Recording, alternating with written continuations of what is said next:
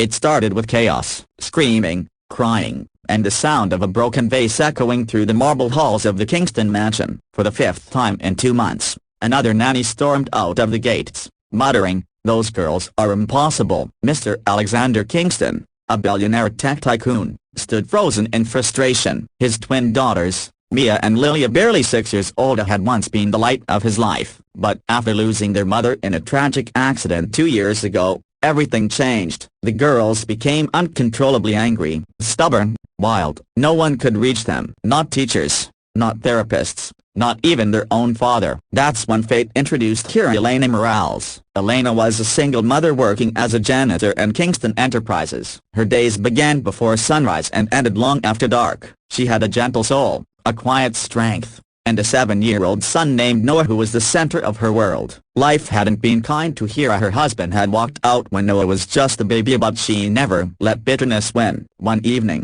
as she quietly mopped the corridor outside Alexander's office, she overheard his heated conversation with the HR manager.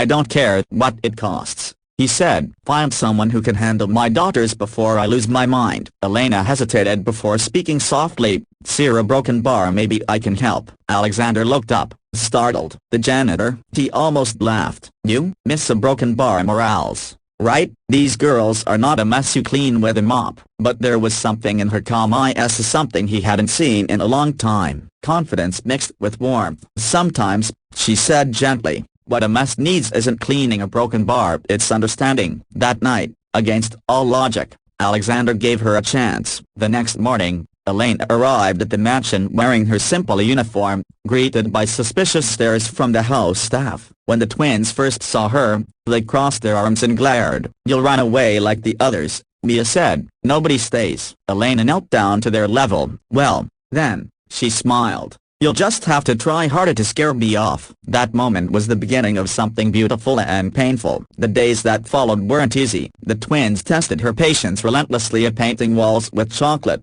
hiding her shoes, even locking her in the storage room once. But instead of yelling, Elena laughed. "Nice try," she said, "but I used to clean schools full of kids just like you. You'll have to do better." Slowly, her gentleness began to chip away at their walls. She noticed how Mia refused to sleep without clutching her mother's old scarf, how Lily would hide her tears when Alexander left for meetings. Elena never pushed them as she listened. She cooked simple meals with them, taught them how to fold clothes, and told them bedtime stories that always ended with a message about courage, kindness, and love.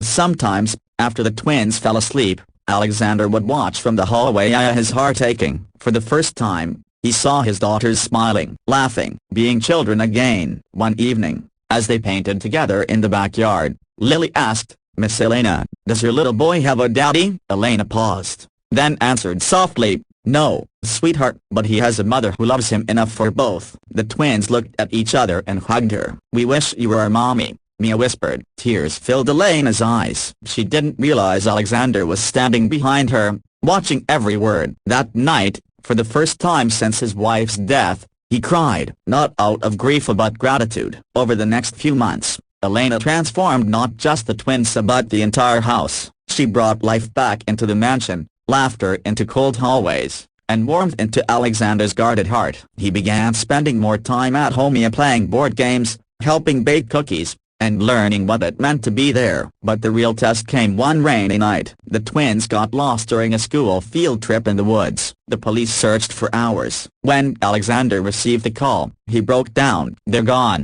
he whispered, his voice cracking. Elena didn't hesitate. She grabbed her coat, ran barefoot through the storm, and found Emma huddled together under a tree, terrified. "You came," Lily cried. Elena hugged them tightly. "I promised, didn't I? I'll always come." When they returned, drenched but safe, Alexander couldn't contain his emotion. He held all three of them and whispered, "You didn't just find my daughters a broken bar, you brought my heart back to life." After that night, things changed forever. Alexander offered Elena more than a job. He offered her a home. At first, she refused. "I'm just a janitor, sir." He smiled. "Not anymore. Your family." Months later, the media called her the woman who healed the millionaire's heart. But Elena didn't care about fame or money. All she cared about were two little girls who called her mommy, and a man who finally learned that love can't be bought, it's earned through kindness and patience. And when she tucked the twins into bed that night, she whispered, "Remember, my love is a broken bar. The hardest hearts just need the gentlest touch." As the camera zooms out on their laughter, the narrator's voice closes softly. If you believe love can heal even the deepest wounds, tap that like button, share this story with someone who needs hope today, and don't forget to subscribe for more inspiring tales that touch the heart. Because sometimes as a broken bar, miracles come from the most unexpected people.